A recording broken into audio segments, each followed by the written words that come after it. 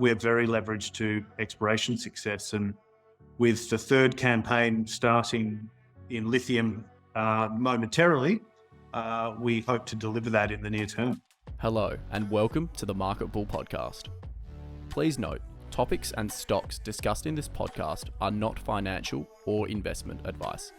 Peter Ruse is the Executive Director of Mont Royal Resources, which is listed on the ASX under code MRZ.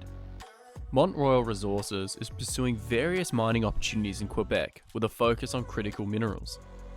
Peter discussed his experience and highlighted the growing interest in the Quebec provinces that Mont Royal has access to and the other notable companies in the area. Mont Royal has an impressive share registry, as Peter explains, and a tightly held capital structure that the company is proud of. With two primary projects, Peter gave an update on the current and upcoming activities and what investors can expect. Hello, I'm Ben Kostrich, and this is the Market Bull Podcast. Joining me today on the show, almost through a referral on social media, is Peter Ruse, the Executive Director of Mont Royal Resources, which is listed on the ASX under code MRZ. And it is an exploration company focused on North American projects, in particular Canada. We're speaking with each other, a fair bit of a time difference, but he's been gracious enough to give us a bit of time this morning to speak on the show. So welcome, Peter. Thanks for having me, Ben. Good to be here. That's all right. As I said, I was sort of introduced to you through, again, a referral on social media. Someone asked me to reach out to you guys and get you on the show because there was a bit of interest in what you're achieving and what you're doing. But before we discuss what the company is, because some will be naturally unfamiliar with it, what is your history and how did it draw you to this current position that you're in? Yeah, look, my history has been really capital markets focused roles. So started life as on a sales desk, broking, moved into funds management, particularly with a couple of family office investment portfolio manager roles on the east coast of Australia.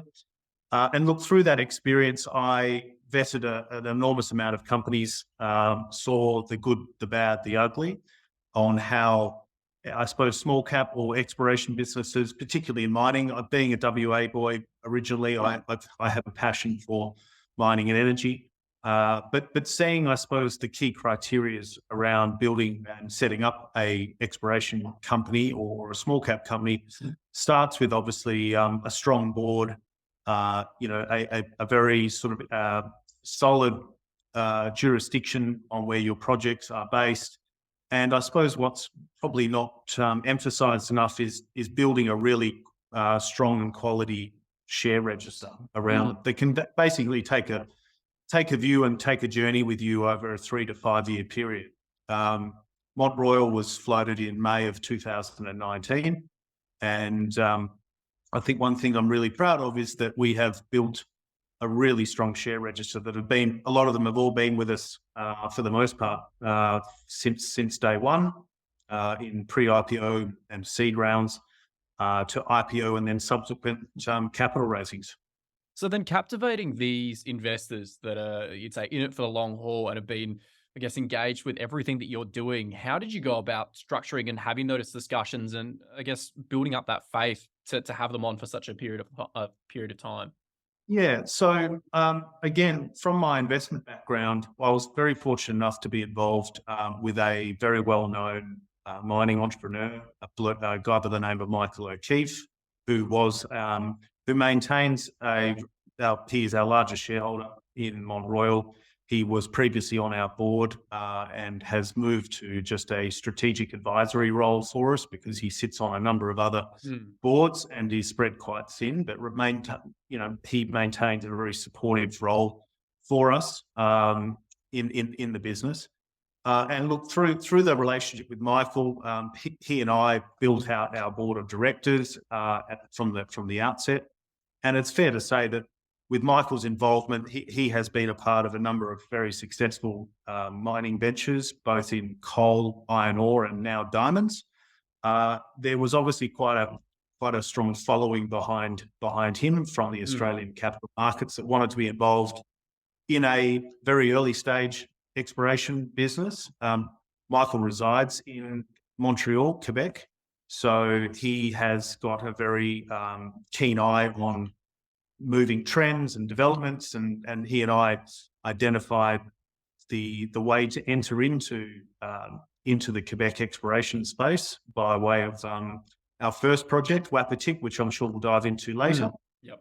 Really, he has was a key component in attracting really good quality capital from family office and high net worth individuals out of Australia that have all had historical success with him in his other ventures, and we plan to replicate that with what we're doing here. Because it's quite, you'd almost say, a distinguishing factor that people or investors are looking for is a backed shareholder group that's in it for the long haul and have got a bit of a proven record of, again, backing these stories and backing these successes. And yeah, Michael O'Keefe is well renowned for doing that exact thing, and clearly he's been heavily involved in the development of this company. And you just touched on it before. We haven't really even mentioned what the mission of the company is. So for those that are unfamiliar with what Mont Royal is, how do you describe it? What does the company really try to do, and whereabouts as well? Yeah, so we have two project areas in the province of Quebec. In a very, I think it's a part of Quebec that is obviously getting a lot of attention at the moment, which is the James Bay region. We have projects in the lower East Main greenstone belt of James Bay and the upper East Main greenstone belt of James Bay. And collectively, there's approximately 650 square kilometres of ground, and the assets were particularly focused, or they were chosen and acquired on their merits based on the fact that they were near known discoveries. They were also hosting the mineral assemblage, or the geological formations of granite and greenstone belts contacting each other, which, I'll be honest with you, when we first acquired these back in 2020, we had a mindset of chasing gold, copper, and other metals materials. Lithium really was not a known or a sought after commodity at that particular time. But that's changed quickly, hasn't it? Things change quickly, yeah. And look, we are now running we're about to commence our third campaign in lithium exploration. But really, the modus of the company is really good share register space, tight structure, leverage to exploration success. They are greenfields assets. However, we are in a very exciting part of the province. Very low overheads. No one is taking the corporate overhead is particularly low, which I'm very proud of as well. Dollars in the ground, exploration dollars in the ground in Quebec, which again has been is really a province that has been hugely underexplored by the Canadians themselves. The Canadian companies, it's fair to say, have been underfunded for decades, and it's really like I've heard a lot of other peer companies and other mining executive peer group mining executives talk about it's like going back to WA in the 1970s or 1980s before a rush of exploration and exploration capital enters into a province. So you're seeing that unfold at the moment with fantastic discoveries like Patriot Battery Metals with their Corvette assets, Winsome Resources with their Adina project, and their other lithium exploration projects, and then a plethora of other ASX listed juniors in our peer group that have all flooded there to get their hands on some exploration ground. So look, I have a watch list that I look at regularly, and it grows just about by the day. Yeah, which is, I see it only as a positive thing, because I collaborate with a lot of these companies. We share resources, we share ideas. Sometimes we share, the other day we had no use for an excess helicopter that was going to be used for our logistics for a program. I called another company and offered that to another company. So I hope to be on the receiving end of, collaborative exploration efforts. Yeah, I think that's good to hear, because again, this area is getting a lot of attention, the James Bay region. And it's really in its infancy in regards to really elevating into that next production stage. It's still very much based on exploration focus and developing these resources, because there's so many tailwinds and incentives for not just the world, but for countries to really accelerate it. And I think you touched on a good point there about almost the neglect of Canadian mining for a while, and now all of a sudden with these directions and incentives and just what people want, these critical materials feeds perfectly into, well, we're going to have to start building these new communities, more jobs. There's a lot of benefits. But you mentioned there some of the projects that you've got. I mean, if you want to highlight both of them, what's been so enriching about having these packages of lands available for you? Yeah, look, I think the key criteria with both project areas was that they have access to infrastructure, albeit it is pretty wild and woolly out here. It is remote, but both projects have got access roads. Both projects they are within close proximity to hydropower and power lines. So one thing about Quebec is worth noting is that there is very cheap power if you are in a development scenario, which is obviously a key criteria. Supportive First Nations groups which encourage exploration. We also try to involve them in our exploration programs, supplying jobs.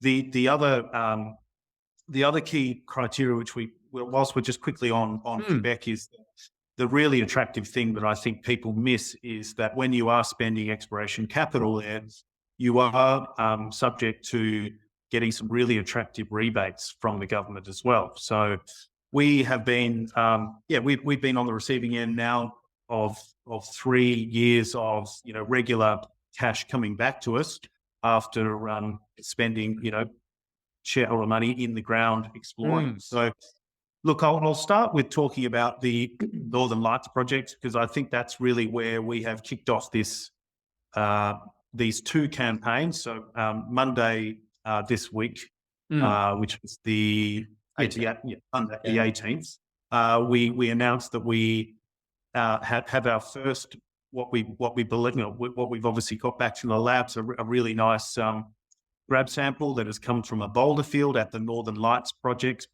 specifically the East Main Loran project of 2.14% lithium oxide at surface. This set of projects is a vast set of projects. So we're talking 536 square kilometres, comprised of the Bohier project, the East Main Loran project, Dios project, and Chateau Fort project. And there's a map there that we can put up. Yeah, so people get an idea of what it looks like. Yeah. But our focus for the lithium exploration to date has been the East Main Loran project and the Bohier project. And we've subsequently, in our last few press releases, we've been detailing two distinct discoveries. One is by way of a boulder field that we believe the boulders have been transported from the source, and we have a distinct 2.5 kilometre exploration target trend that we are now back in the field, busily trying to find the source of this really nice high-grade material at surface. The Bohier project, we have two distinct outcropping pegmatite, which samples are still in the labs for that. However, we have enough confidence that we have sent in another exploration team this week to carry out trenching, further sampling, and some more geophysics around that Bohier discovery. I will note that our neighbour Benz Mining has come up with 3 similar discoveries right across the property boundary to the west. So there's a lot to say that this lithium trend extends onto our property as well as they've been having equal success on their side of the fence as well. So sort of two really interesting areas of exploration on those two assets. I will also note in Monday's release, we did talk about a 7.5, 8 kilometre new exploration trend in the central section of East Main Loran, which has got really high readings of tantalum, which is a pathfinder metal for which is a pathfinder for lithium bearing rocks. So we're going to be touching on that. So it's going to be a really intensive, busy 3-week program at the Northern Lights, which is again kicking off this week.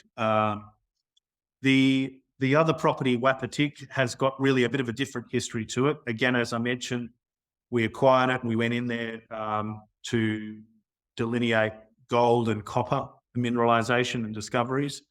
This is a different project where we are earning into a 70% interest by spending money in the ground. The operator is Azimuth Exploration, who are a well-known exploration project generator group listed on the Canadian Exchange.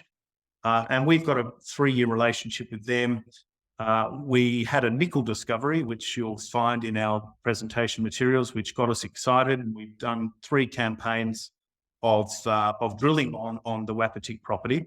And at the moment, that is being analysed and obviously further studies and desktop studies are going to be done to talk about next steps on the nickel. But consulting our shareholders and the general market trends, we were remiss not to carry out a lithium campaign at Wapatik as well. So you'll note we'll have some. We've got an update about a lithium exploration program that will be out this week, which will effectively benefit from 3 years of till surveys, geophysics, and other fieldwork activities we've done for the other minerals, but they are easily transferable to the lithium exploration as well. So we will hit that exploration program in a really advanced stage with 30 distinct outcropping targets for them to literally head up to, take samples. They have got all of the modern technology of LIBS survey guns to take readings in situ, as well as XRF. And one thing I like to stress to the audience and shareholders and the market is that we're approximately 18 to 20 kilometres away from Alchem's James Bay project, which you'll note has recently had a resource upgrade to 110 million tonnes at 1.3% Li2O. So we're in a very good neighbourhood at the Wapatik project, which is obviously worth noting. Where are you going to find mineralization or discoveries? Generally, you find it next to other discoveries, right? Yeah, other resources. Yeah. I mean, you covered a lot there. Even if I flash back to the point about, the funding and the government support coming back into a company. And you said from the outset that Mont Royal has been very consistent with spending money on the ground instead of looking at to pay directors just excess necessities that we know there's the lifestyle companies. And it's always funny to try and track them down and figure it out. But I think that's a good combination there of, again, proof of concept is that it's all going to the ground, and you can see that through a whole host of different projects. And you could say you've almost got, I wouldn't say too much, but there is a hell of a lot of land and packages to explore, and that area is just thriving with life. And you said the neurology is a big sort of, I guess, tick of approval, along with a good share registry, and that area is just heating up. But I mean, when we will put the map up so everyone can see, I mean, Alchem and Benz are near 2 of your projects, but that entire area is now littered with exploration companies and junior exploration companies. And I mean, when you're in that area, you said you're collaborating a lot, but what has really been transforming in that area, which gives you guys so much confidence that, if you keep going down this path, there could be some really big exploration discoveries, down in the coming months? Look, I think if you take, for example, the land rush that has happened around Patriot, which is about approximately, as the crow flies, about 110 k's north of the Northern Lights properties we have. You've got dozens of companies there. You've got an enormous amount of investment going into mining camp, infrastructure upgrades, access roads.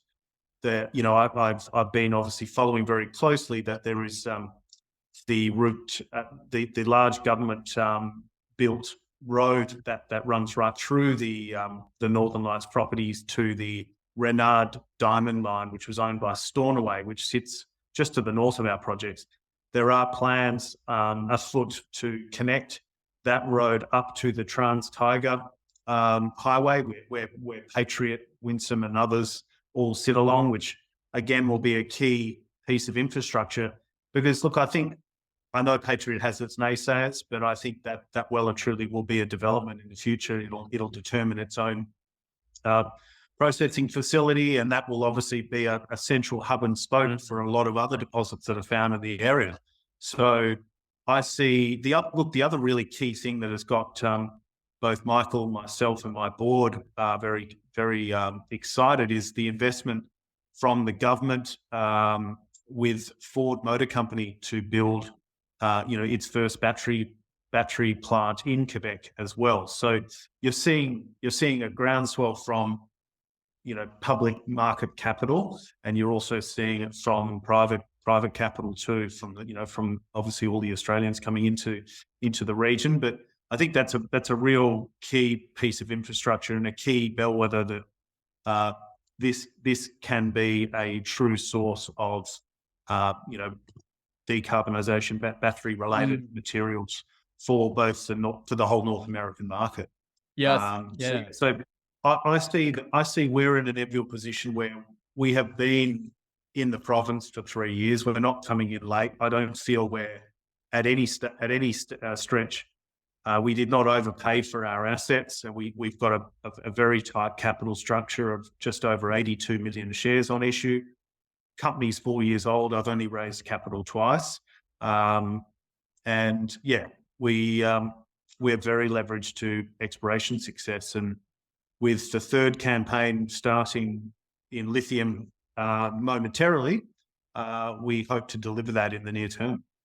I think the development and the acceptance and just everyone wanting to pile into that area. You guys arguably could be said were there a little bit before the tsunami or trend got in, because there's no shortage now of companies looking to acquire land or just set up packages and get all the environmental steps and the heritage, the negotiation with traditional owners and all of that underway, which takes, as we know, a fair bit of time. I don't know, I've spoken with a few other companies that are operating within North America. There's a lot of considerations with seasonality and mining, which a lot of Australians and some of the others don't necessarily comprehend all the time.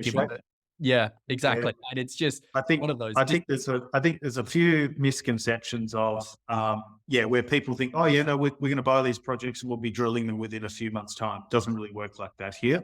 It's you have to put in a lot of pre-work, because there's no bones about it. Drilling is expensive. You do typically need to have these rigs heli craned in. Using helicopters is expensive. Cost of fuel, it's remote. Then you throw in a very long winter season, which has got these shoulder periods where you have slushy, wet conditions where machinery gets bogged.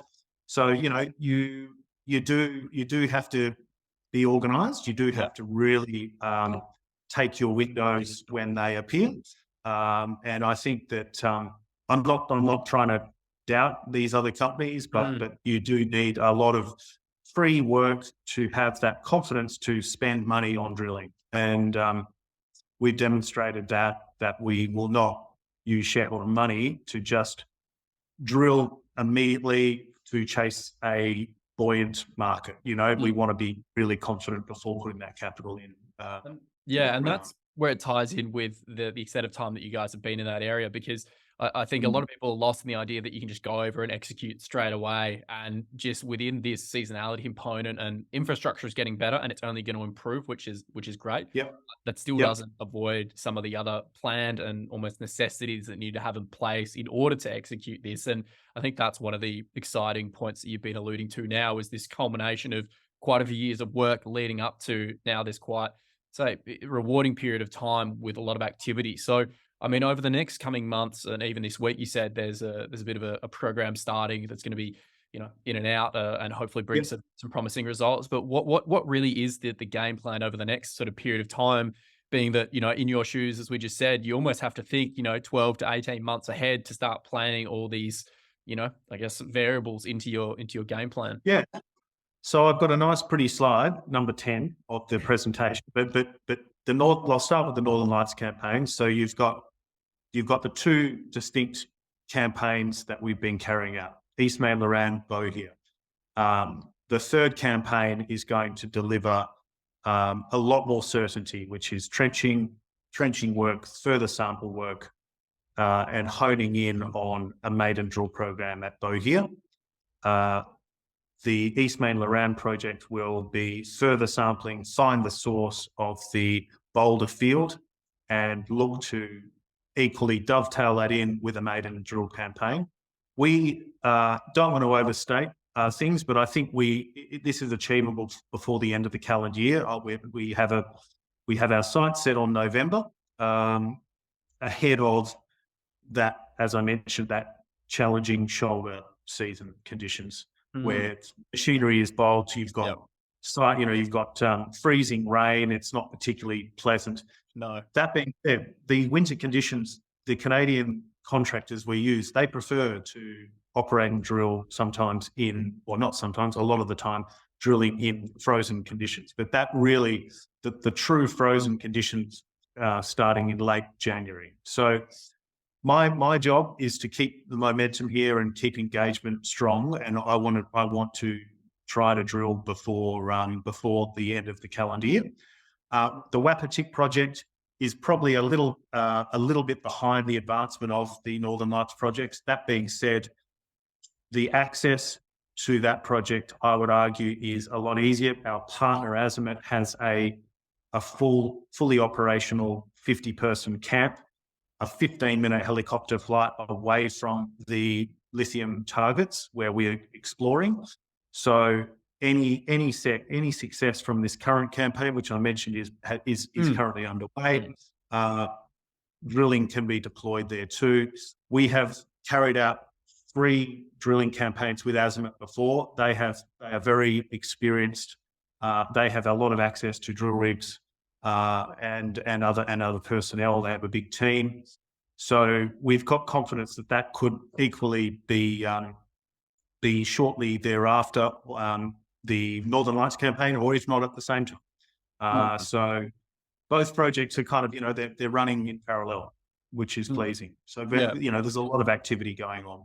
And of course, I mean, there's probably a testament to quite a few. You've alluded to Michael O'Keefe being heavily involved at the beginning, and now, again, given his time, probably a little bit more difficult to allocate it all across all the different sorts of projects that he's involved with. But I can imagine there's a strong team around you that's really helped elevate and communicate this strategy and almost do what you're saying. But I mean, who are some of the notable other figures that have been involved in getting this project to where, or these projects to where they are?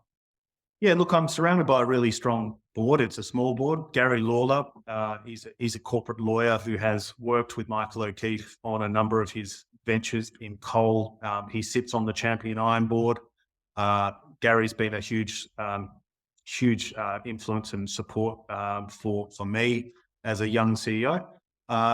And Ronnie Beaver has an investment banking background. He chairs Bannerman Resources, which your viewers would be familiar with in the uranium space. And Ronnie has been a welcome addition to the board as well. A lot of experience in M&A, as well as other exploration directorships. So, yeah, really a really wise set of heads around me on the board. And as I said, Michael is still very involved. He has got an insatiable appetite for for mining, for investment, for creative ideas, for entrepreneurship, which is really lucky to have someone of his caliber around me.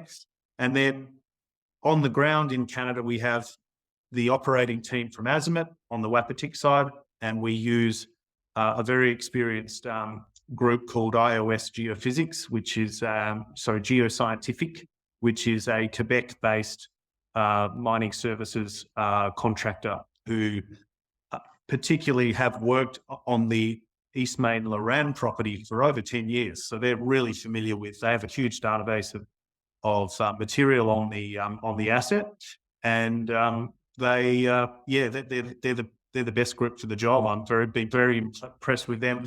Every campaign we seem to commence with them, they come in under budget and they're on time, which is what you want. It's pretty rare.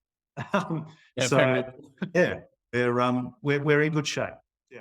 And of course, I mean, there's a lot happening, and it seems like it's quite a lean and focused team. And of course, to keep on top of, I guess, the news flow and what's been happening. I mean, where can investors and listeners go to really follow these updates and really follow the company as it progresses down this path?